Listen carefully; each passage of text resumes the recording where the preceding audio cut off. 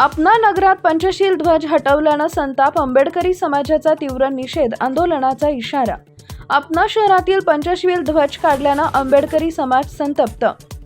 परभणी शहरातील वांगी रोड परिसरातील अपना नगर वसाहतीत महापालिकेकडून लावण्यात आलेला पंचशील ध्वज 23 मार्चच्या मध्यरात्री काढून टाकण्यात आल्याची घटना घडली आहे।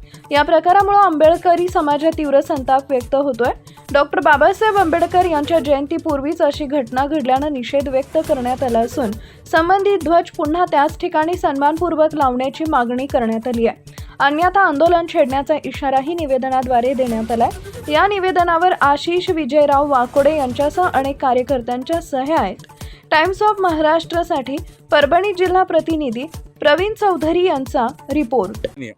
वसाहतीमध्ये असलेला आमचा पंचरंगी ध्वज त्या ठिकाणी महापालिकेनं रात्री चोरासारखं रात्री 3 वाजता जाऊन त्या ठिकाणी काढला, तो झेंडा तोडला आणि कचऱ्याच्या गाडीत तो टाकून इथं आणला।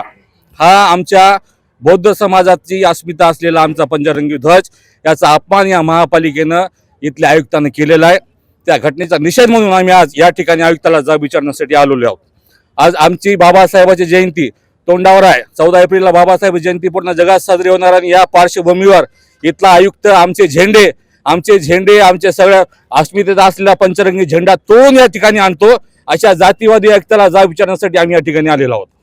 नेमकं आयुक्ताला काय मागणी असणार आहे? आमची मागणी हीच आहे की तो झेंडा सन्मानपूर्वक त्याच ठिकाणी नेऊन लावावा आणि यांनी जे चूक केलेली आहे झेंडा काढण्याची रात्री 4 वाजता कुठली नोटीस कोणाला दिली नाही, कोणाला काही सांगितलं नाही आणि लपून छपून ही गोष्ट केलेली आहे। त्यामुळं आंबेडकरी समाजामध्ये आयुक्ताबद्दल या महापालिकेबद्दल तीव्र निषेध आहे, तीव्र रोष आहे। त्यामुळे त्यांनी माफी मागावी आंबेडकरी समाजाची आणि आमचा झेंडा त्या ठिकाणी सन्मानपूर्वक लावावा, हीच आमची मागणी आहे। त्याच दिवशी एका मंदिराची पण विटंबना झालेली आहे, त्याबद्दल काय? आम्हाला त्या ठिकाणी मंदिर होतं, त्यांनी मंदिरही लावावं आणि ज्या ठिकाणी बाजूला आमचा झेंडा होता त्या ठिकाणी झेंडाही लावावा। आमचा कोणाशी आम्हाला विरोध नाही, पण आम्हाला आमचा झेंडा, आमची अस्मिता असलेला आमचा झेंडा त्या ठिकाणी लागला पाहिजे।